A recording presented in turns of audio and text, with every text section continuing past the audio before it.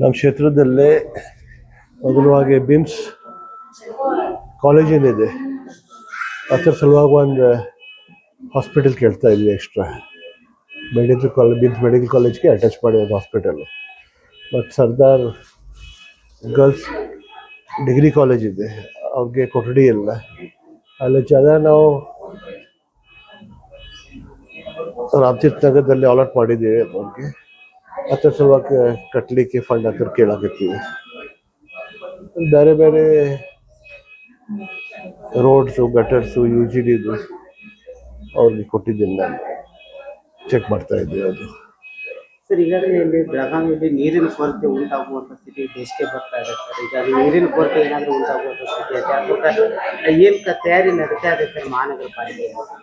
ನೀರ್ದು ಒಂದು ಪೈಪ್ಲೈನ್ ನಾವು capacity ಹಿಡ್ಕಲ್ದಿಂದ ಬಸವನಕೋಲ್ಡ್ filter ಪ್ಲಾಂಟ್ಗೆ ಏನು ಬರ್ತಾ ಇದೆ ಅದು ಕೆಪಾಸಿಟಿ ಡಬಲ್ ಮಾಡ್ತಾ ಇದ್ದೀವಿ.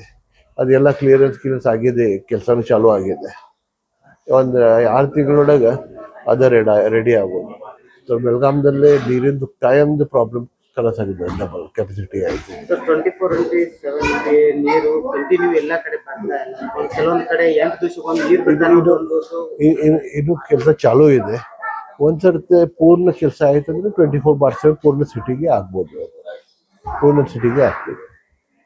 ಸರ್, ಕೇಂದ್ರ ಬಜೆಟ್ ಮಂಡನೆ ಆಗಿದೆ, ಮಿಡಲ್ ಕ್ಲಾಸಿಗೆ ಏನು ಸಿಕ್ಕಿಲ್ಲ ಅನ್ನುವಂಥದ್ದು.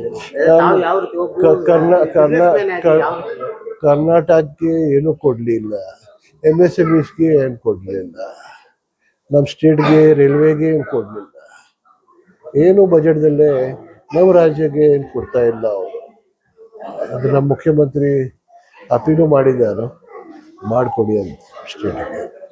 ಸರ್, ಒಬ್ಬ ಬಿಸ್ನೆಸ್ ಮ್ಯಾನ್ ಆಗಿ ಈ ಬಜೆಟ್ ಅನ್ನು ಯಾವ ರೀತಿ ನೋಡ್ತಾರೆ ಸರ್? ಒಬ್ಬ ದೇಶದ ಪ್ರಗತಿಗೋಸ್ಕರ ಯಾವ ರೀತಿ ಏನೂ ಇಲ್ಲ, ಪ್ರಗತಿ ಏನೂ ಇಲ್ಲ, ದೇಶಕ್ಕೆ ಇಲ್ಲ, ನಮ್ಮ ಸ್ಟೇಟ್ಗೂ ಇಲ್ಲ.